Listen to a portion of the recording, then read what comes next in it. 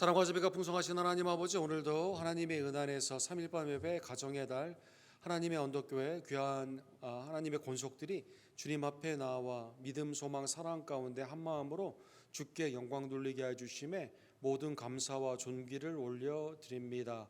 오늘도 말씀을 통해 내 마음을 감찰하여 주시옵소서. 숨은 죄가 주님 앞에 드러나기를 원하며 회개하며 십자가의 보혈을 의지하며 성령 안에서 충만함을 받아 하나님의 뜻 가운데 주의 뜻을 이루는 순종의 백성들로 주님 이 시간 우리를 변화시켜 주시옵소서. 예수 그리스도의 이름으로 간절히 기도합니다.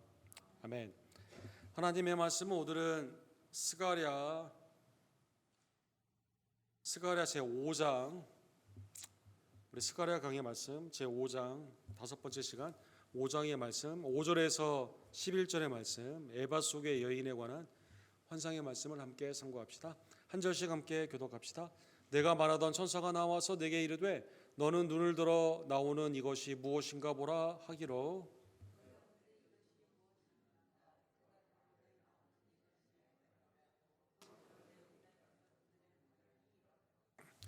이 에바 가운데에는 한 여인이 앉았느니라 하는 동시에 둥근 납 한 조각이 들리더라.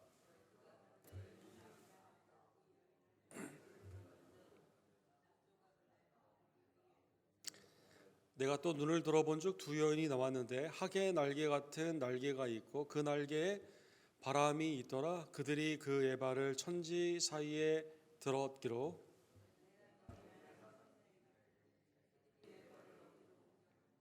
같이 읽겠습니다.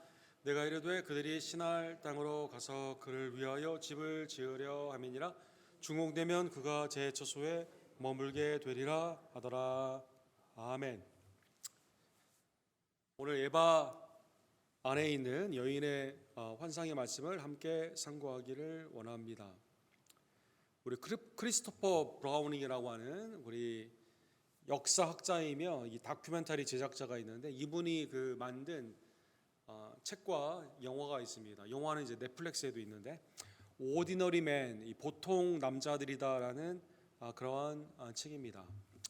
이 책과 이 다큐멘터리는 다른 게 아니라 이 히틀러나 괴벨과 같은 아주 그 지도자의 악한 사람들은 왜 유대인을 학살하고 전쟁을 일으키고 사람들을 괴롭게 했는가 우리가 쉽게 이해할 수 있는데, 왜 보통 사람들, 독일의 개신교의 전통 종교개혁을 가진 나라 아닙니까? 이 보통 사람들까지도 왜 히틀러에게 찬동을 하게 되고 그 사람들의 이 악한 일에 동참을 하게 되었는가, 여기에 대한 이제 흥미로운 조사이죠. 이 동네 아저씨예요. 이 문을 고치는 아저씨입니다. 신발을 깁는 수성공입니다. 학교에서 아이들 길을 갈 때 인도해 주시는 운전사나 그러한 사람들입니다. 그런데 이 사람들이 갑자기 괴벨의 이 그 프로파간다, 이 선동에 이게 머리가 이제 완전히 그쪽으로 돌아가지고 유대인들을 학대를 하기 시작합니다. 또 이 사람들이요, 군대에 자원을 해요. 군대에 자원을 해가지고 당시에 이 폴란드를 중심으로 해서 유대인을 학살을 하는데, 처음에는 죽이는 걸 굉장히 두려워하죠. 그런데 날이 가면 갈수록 이 사람들이 이제 수많은 사람들을 이렇게 학살을 하게 됩니다. 왜 평범한 사람들이 악마가 되어가는가, 여기에 대한 그런 모습이 나와 있습니다. 나중에 보면 이제 그 누렌버그라고 하는 이 전쟁의 사후, 이제 전쟁 후에 재판을 하게 되는데, 이 사람들이 다 나와가지고 하는 말이, 우리는 그냥 시키는 대로만 했다. 우리는 그게 옳고 그런 생각을 할 수가 당시에는 없었고, 당시의 사회상이 그랬기 때문에 그냥 시키는 대로 그렇게 했다. 죽이는 그것이 나쁜 걸로 알고 있었지만 죽이는 그게 애국하는 길이라고 생각을 해가지고 그렇게 했다, 이렇게 말을 하게 되는 것이죠. 우리는 몰랐다.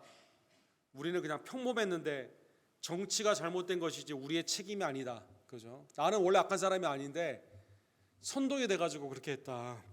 그런데 점점점 이 사람들이 악해지게 되면서 나중에 유대인들을 수없이 학살하는데 이제 앞장서게 되는, 이 점점점 보통 사람이 악마가 되어가는 과정을 너무나 극렬하게 잘 보여주고 있습니다.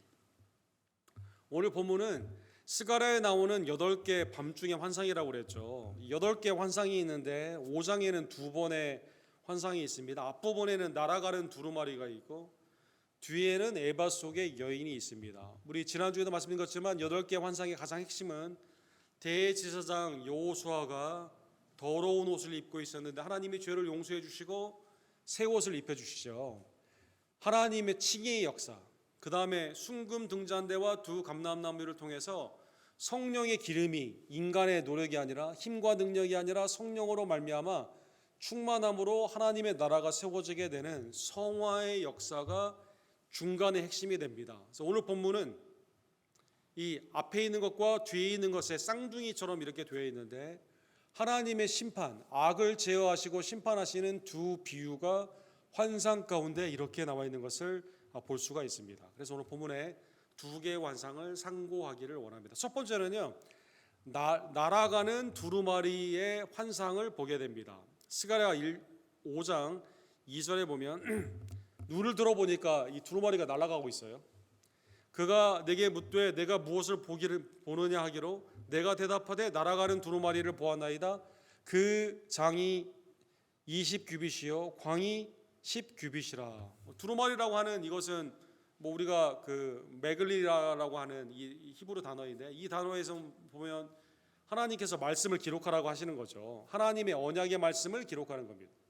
하나님의 언약의 말씀은 구원, 언약 안에 있는 사람들은 구원을 받고 언약 바깥에 있는 자들은 하나님의 심판. 그래서 두루마리는 하나님의 은혜의 복음과 심판의 말씀이 동시에 가지고 있는 언약의 말씀이 되겠는 것입니다. 당시에 그 두루마리를 만드는 방법이 2가지죠. 하나는 파피루스, 이게 이제 그 파피루스라고 하는 갈대를 이용해 가지고 이걸 압착을 시켜 가지고 이 접합을 시켜 가지고 쓰는 방법이 있습니다. 또 하나는 두루마리 양피와 같은 소의 그 가죽을 말려 가지고 그 가운데 쓰는 방법이 있습니다. 이것은 당시에 그 하나님의 말씀은 이 양피 파피루스는 이게 쉽게 파손이 되기 때문에 당시에 양의 이 가죽을 떠가지고 이거를 말려가지고 이제 거기에서 쓰게 되는 것이죠. 오늘도 옆에 야시바 유니버시티라고 여러분 이 뉴욕에 가면 있습니다. 이 학교에서 이제 이 필사 과정, 서기관의 과정이 있는데 이 사람들이 이제 처음에는 종이에 계속 연습을 하죠. 그 다음에는 이제 밑에 나와 있는 것처럼 이게 쭉 펴게 되는, 이게 가죽으로도 될 수 있고 파피루스로 될 수 있는데 이걸 그대로 필사하는 방법을 그들이 배우게 됩니다.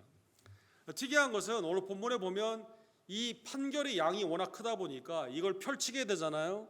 그러면 열왕기상 6장 3절에 있는 것처럼 성소의 현관에 나와 있는 것과 같은 그러한 굉장히 큰 크기의 그 두루마리가 펼쳐져 있는 것을 볼 수가 있습니다.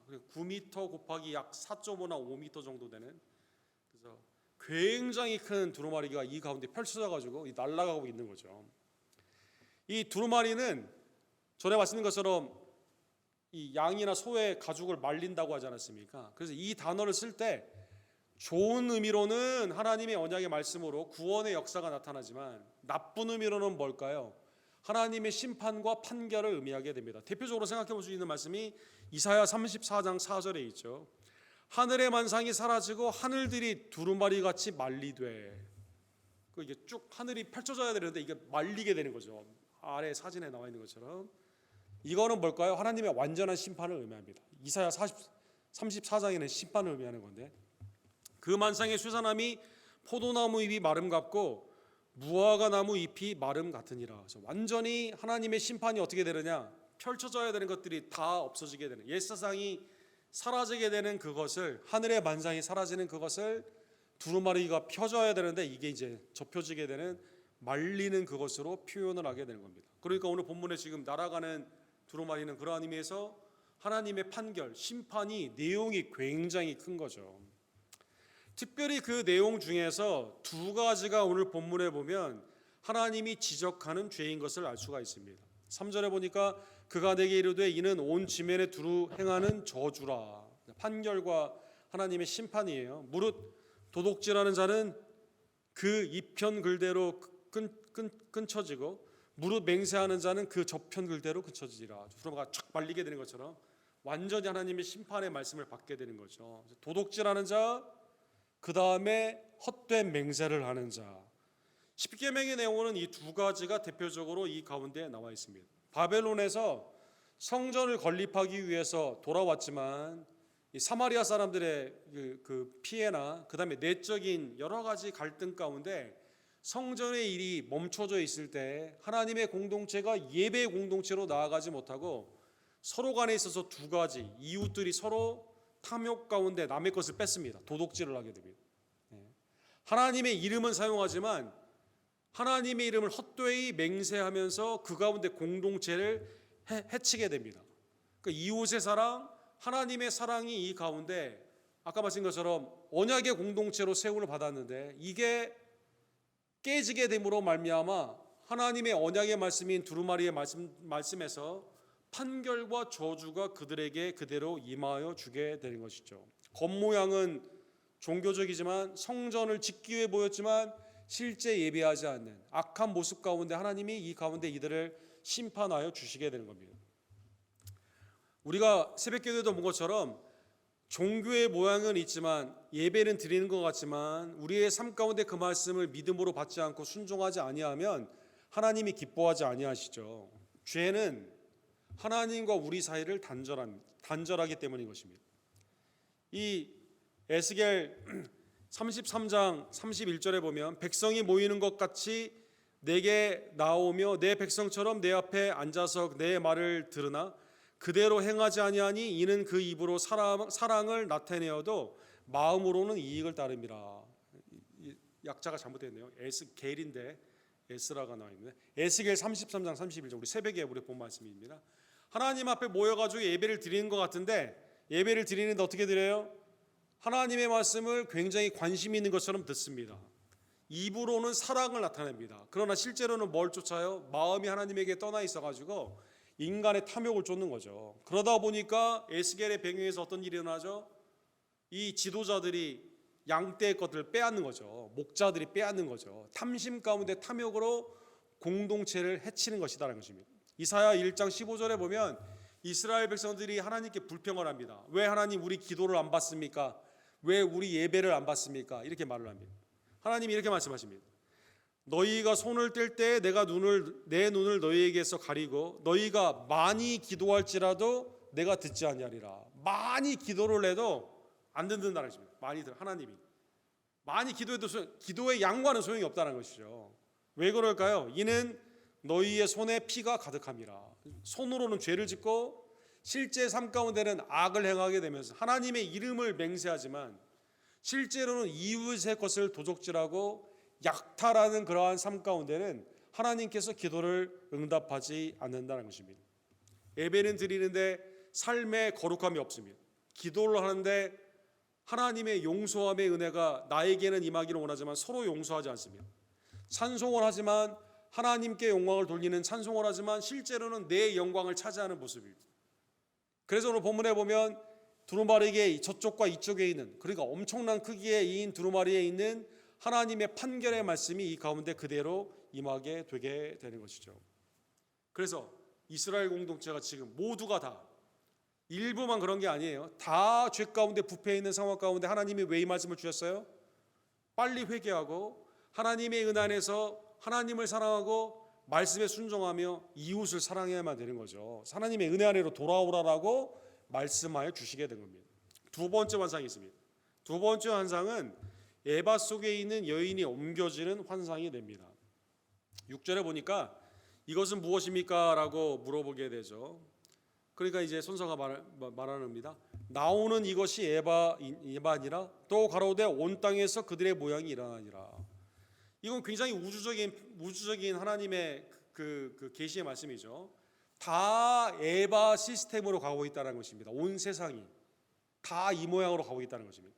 에바, 그렇죠? 22리터 정도 되는 측정 부피, 그 부피를 의미하는 당시의 계량의 단위이죠. 이 뜻은 뭘까요?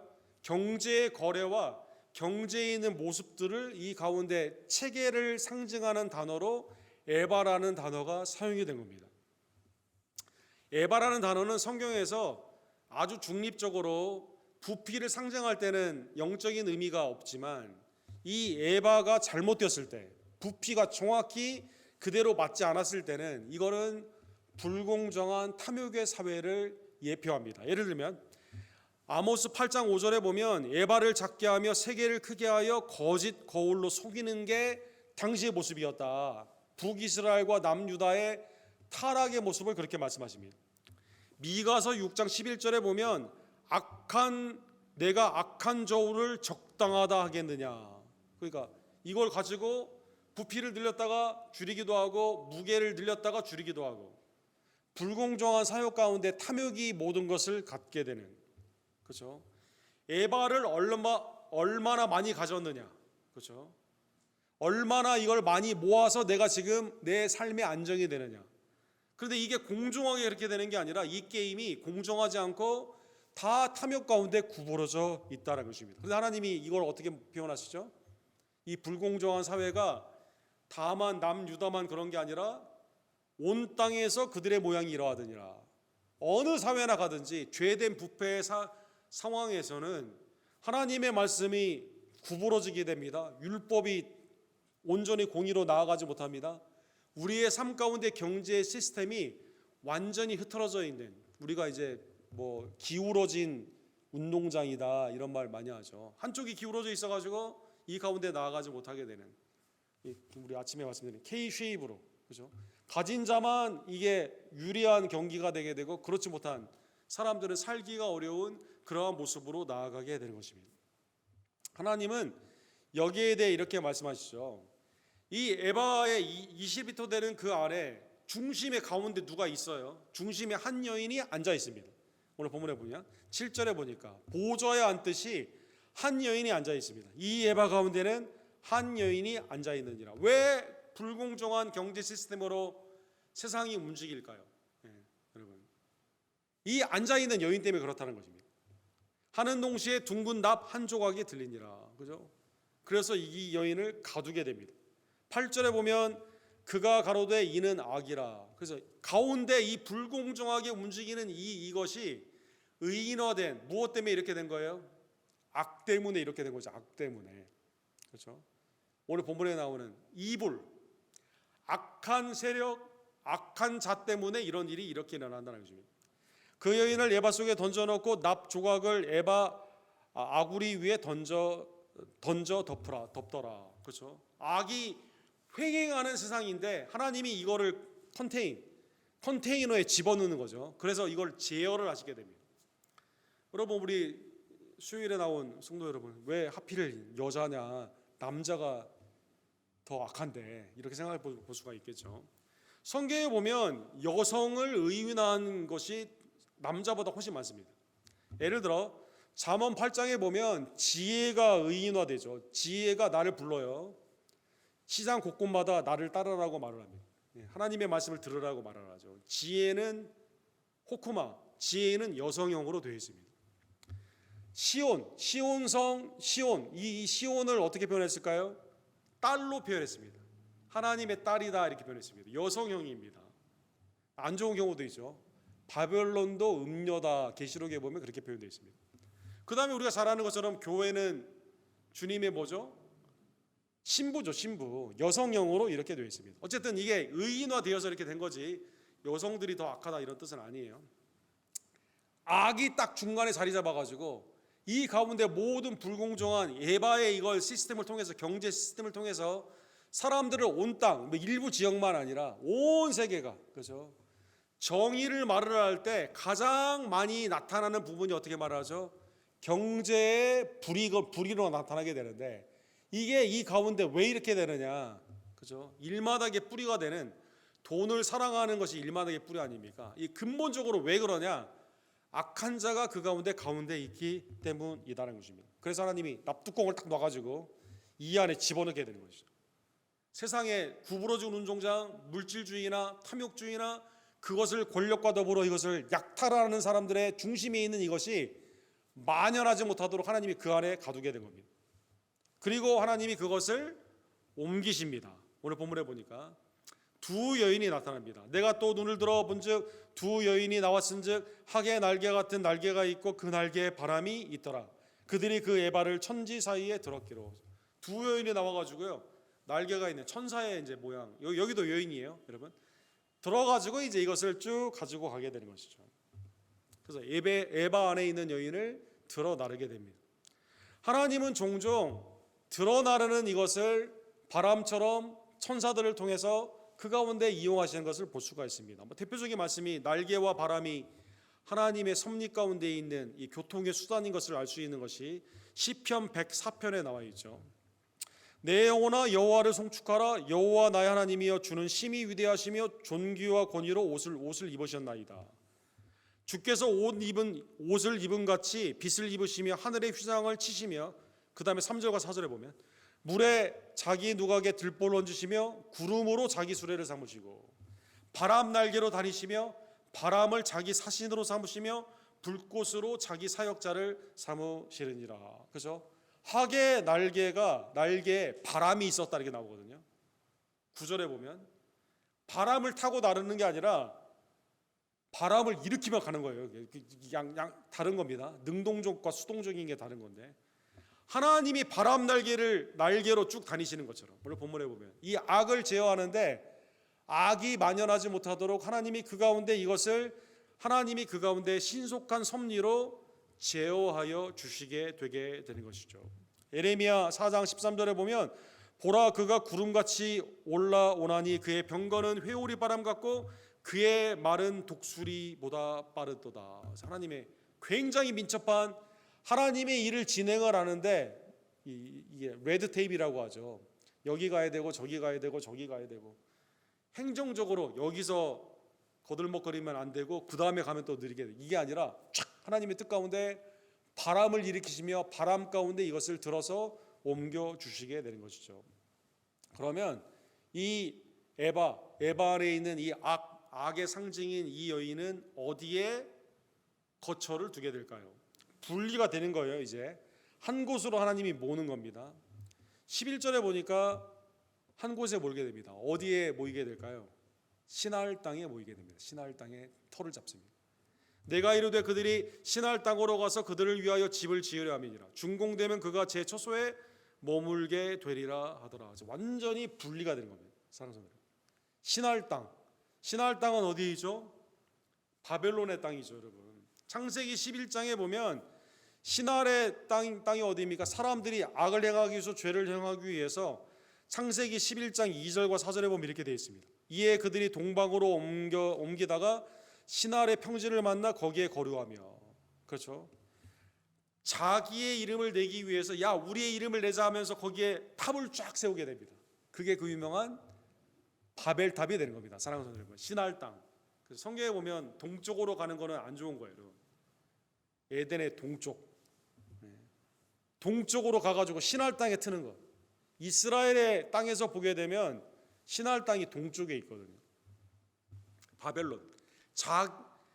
바벨탑, 자기의 교만 가운데 하나님과 맞짱을 뜨고자 하는 인간의 탐욕, 높이 올라가고자 하는 인간의 탐욕. 사랑하는 여러분, 창세기 14장에 보면 이 롯이 4명의 왕의 침입을 받아가지고 약탈을 당하게 되죠. 그래서 아브라함이 가가지고 롯을 구하지 않습니까? 그리고 와서 멜기세덱 영원한 대제사장을 거기서 만나지 않습니까? 거기에 보면 이거를 주도한 사람이 누구일까요? 창세기 14장 1절에 보니까요, 시날 왕이 이것을 주도를 했습니다. 당시에 시날 왕 아보라벨 4명의 왕이 쫙 나오는데, 엘람 왕도 있어요. 그 다음에 그 고임 왕이 있습니다. 그 다음에 그 엘라살 왕이 있습니다. 근데 제일 먼저 누가 나오냐면 시날의 왕이 나옵니다. 시날 왕 아브라벨이 4왕이 소돔과 고모라의 모든 재물과 양식을 빼앗아가고 소돔에 거주하는 아브라함의 조카 롯도 사로잡고 그 재물까지 노략하여 갔더라. 제국적인 압제를 의미합니다. 연약한 자들을 빼앗는 거예요, 제국적으로. 그렇죠? 임페리얼리즘이라고 하죠. 오늘날 제국이 연약한 자들, 중간에 있는 사람들 괴롭게 해가지고 빼앗아 수탈을 하게 돼요. 여호수아 7장에 보면 시나할 땅에 뭐가 등장을 합니까?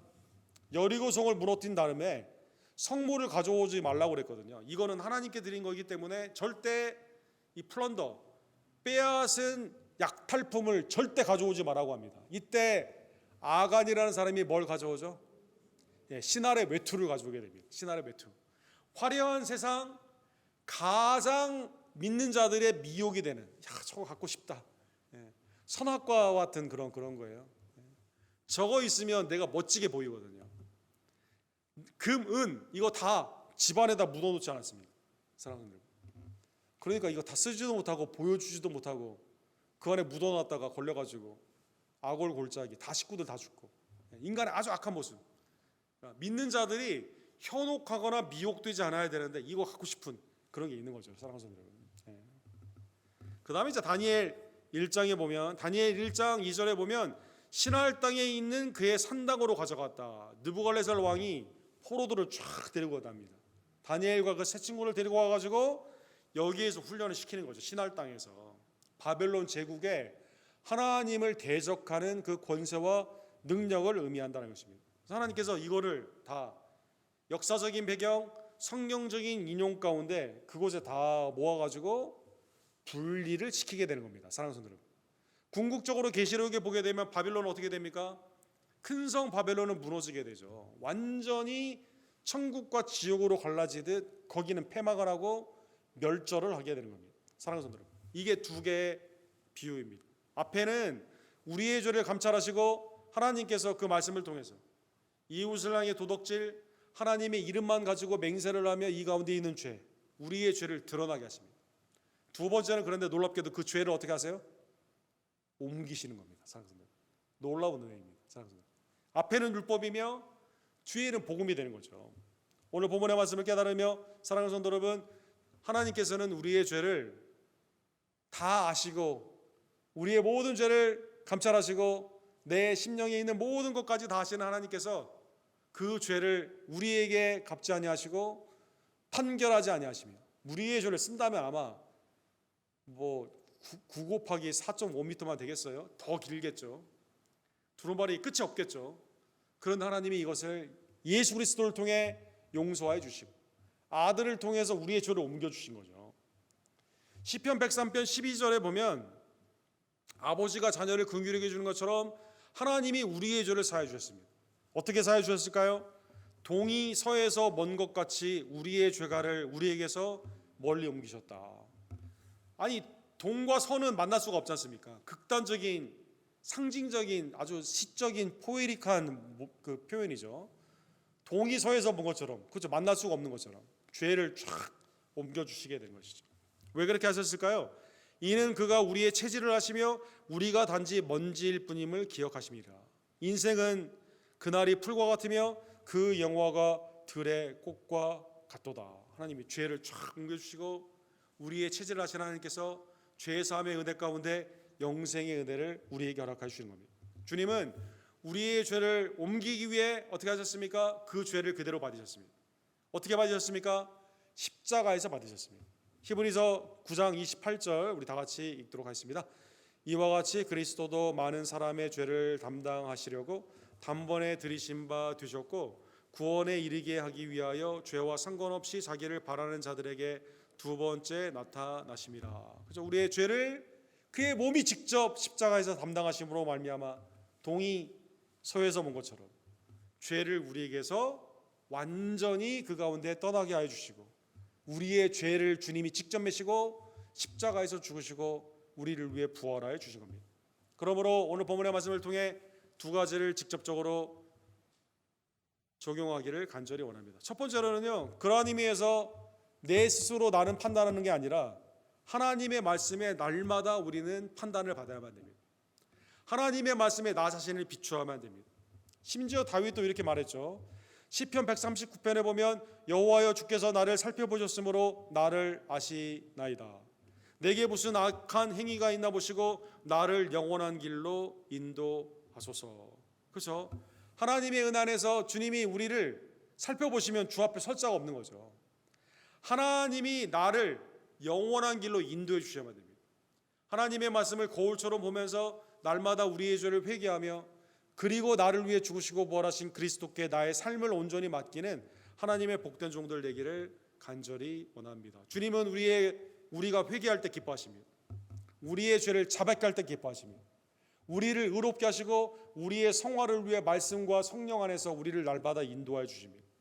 베드로전서 4장 17절에 보면 하나님의 집에서 심판을 시작할 때가 되었나니 만일 우리에게 먼저 하면, 그죠? 성전 앞에 있는 현관의 그 크기처럼 어디서부터 지금 심판이 시작되는 거예요?